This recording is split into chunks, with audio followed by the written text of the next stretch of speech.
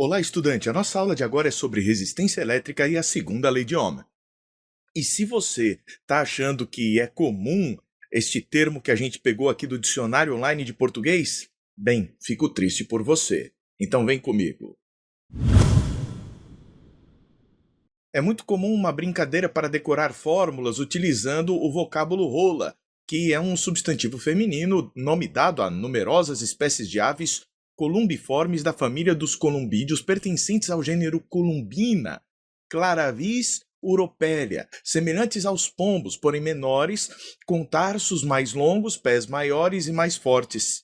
Você tem aí na zoologia também um besouro encontrado em grande parte no território brasileiro, sendo que sua lagarta danifica a raiz do algodoeiro e também é chamado de broca do algodoeiro. Mas o que isso tem a ver com a segunda lei de Ohm? É aqui que eu quero chegar. Nada. Então, vamos entender física e deixar o pássaro para trás? Inicialmente, vamos entender o que a corrente elétrica representa no contexto microscópico. Aqui eu tenho um fio condutor e de verde eu coloquei umas bolinhas que vão representar as moléculas e os átomos que constituem este fio. A gente sabe que no caso de um metal, os elétrons da última camada, eles têm uma liberdade, né? Eles estão livres, eles não pertencem a um átomo específico. Então, você vai ter um mar de elétrons aqui que não são de ninguém, eles são de todo mundo. E quando a corrente elétrica percorre o condutor, são estes elétrons da camada livre que vão se movimentando ao longo do fio. Mas esta movimentação não está tão livre assim, porque vai haver as moléculas e os átomos como obstáculos. Então, estes elétrons, à medida que vão se movimentando, eles vão colidindo. E por conta disso, a gente diz que essas colisões representam uma certa resistência à passagem de corrente.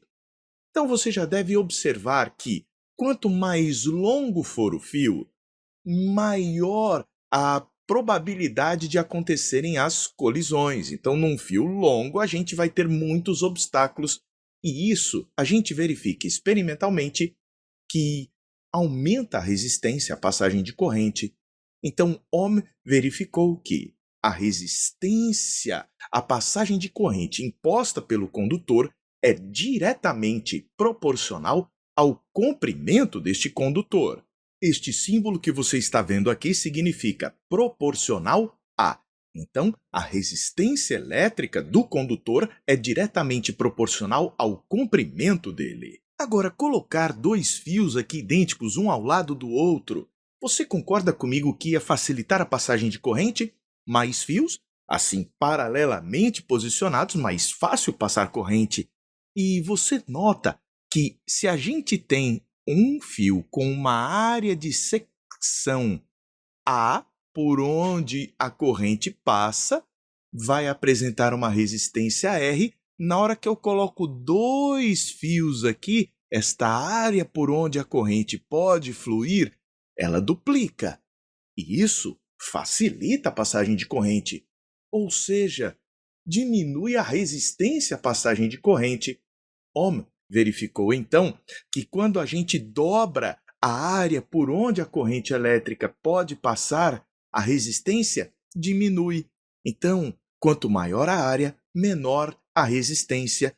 E assim nós dizemos que a resistência é inversamente proporcional à área de secção do fio condutor. Você pode até pensar também em termos de canudinho. Quando você vai beber algum suco ou refrigerante, você fazendo uso de um canudo, você vai ver que quanto mais comprido ele for, mais difícil vai ser a subida do líquido. Esse é um fato. Agora, já notou que para facilitar, muitas vezes a gente faz uso de canudos com área maior de secção? É o caso do milkshake. Você já percebeu que para conseguir fazer o milkshake subir com mais facilidade pelo canudo, o canudo do milkshake ele é mais largo? Pois é, para oferecer menos resistência ao fluxo do milkshake. Então, da mesma forma, existe uma analogia aqui com este condutor de corrente elétrica.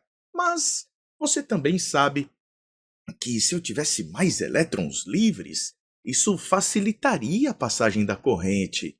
Bem, Então, se eu for observar o tipo de metal com que eu estou trabalhando, o tipo de condutor com que eu estou trabalhando, o material de que ele é feito, cada material vai apresentar uma resistência diferenciada. Bom, então a gente vai dizer que o condutor como um todo tem uma propriedade chamada resistência. E o material tem uma outra propriedade que a gente vai chamar de resistividade elétrica, que é específica do material de que é feito o condutor, que a gente vai representar pela letra grega ρ. Bem, para que tudo isso daqui seja verdade, a gente pode assumir matematicamente que seria interessante definir a resistência como sendo igual, equivalente a ρ vezes L sobre A. Daqui, quando você observa esta equação, você está diante da equação que representa a segunda lei de Ohm.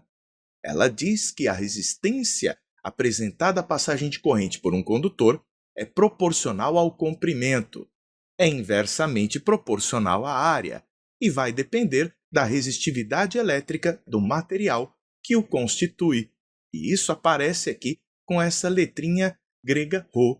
Se você isolar o valor de ρ naquela expressão, ρ seria igual a R vezes A sobre L. Então, isso quer dizer que o ρ ele seria medido em ohm vezes metro quadrado por metro. Há quem prefira igualar isso daqui a ohm vezes metro. Também pode.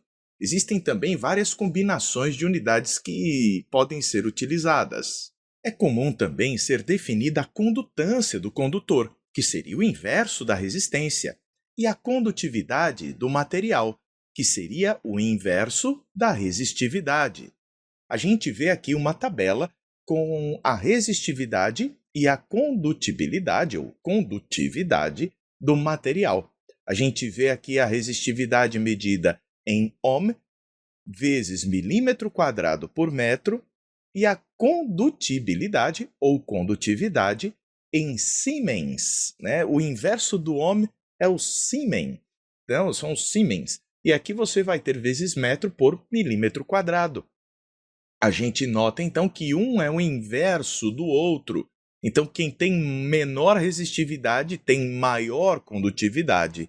E isso é uma característica do material para uma dada temperatura. Mudanças de temperatura alteram a resistividade elétrica do material. Na prova do Exame Nacional do Ensino Médio já apareceu esta questão, que dizia: recentemente foram obtidos os fios de cobre mais finos possíveis contendo apenas um átomo de espessura, que podem futuramente ser utilizados em microprocessadores. O chamado nanofio, representado na figura, pode ser aproximado por um cilindro de comprimento 0,5 nanômetro. Um nanômetro é a mesma coisa que 10 a menos 9 metros. A secção reta de um átomo de cobre é de 0,05 nanômetros quadrados. E a resistividade é 17 ohm vezes nanômetro. Um engenheiro precisa estimar se seria possível introduzir esses nanofios nos microprocessadores atuais. Um nanofio, utilizando as aproximações propostas, possui uma resistência, então se quer saber a resistência elétrica. Douglas, é só sair substituindo na fórmula.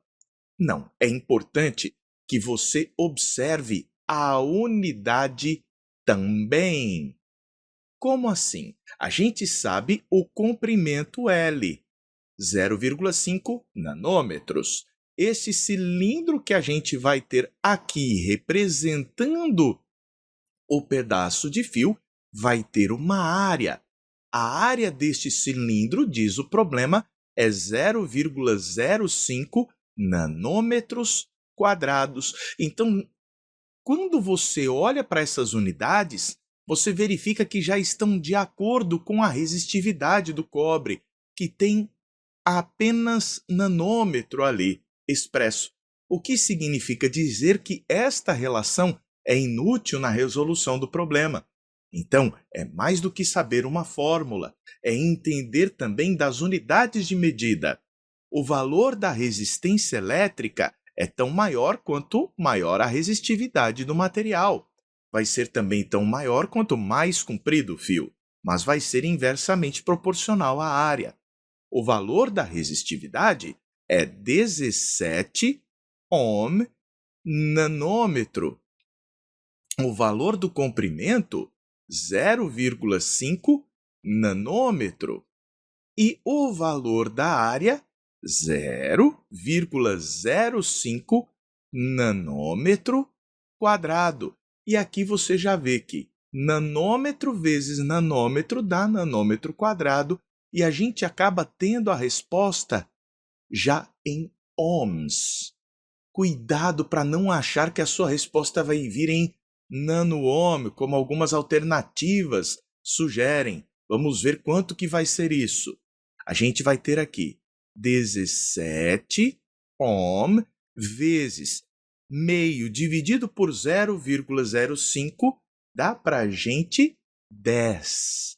Então, vezes 10, o que significa uma resposta de 170 ohms de resistência, e a alternativa correta é de elefante.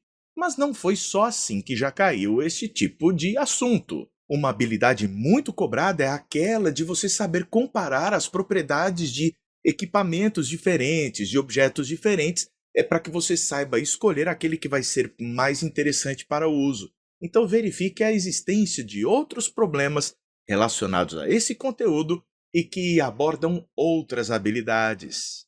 Mas se você quer uma super aula, um super conteúdo trazendo tudo sobre circuito elétrico que vai te capacitar a resolver muitos problemas do Enem, eu deixo então aqui um card como sugestão para o meu vídeo que fala tudo sobre conteúdo de circuitos elétricos, passo a passo, para que você saia do decoreba e comece a entender o assunto. Agora, se você gostou desse vídeo, deixe o seu joinha, quer mais vídeos como esse, se inscreve aqui no canal e ativa o sino das notificações para saber quando tem vídeo novo. Quer aprender física comigo? Calma, antes, dê um pulinho no card que eu deixei sobre circuitos elétricos e veja como é muito mais interessante você entender o que está estudando do que ficar decorando pássaros.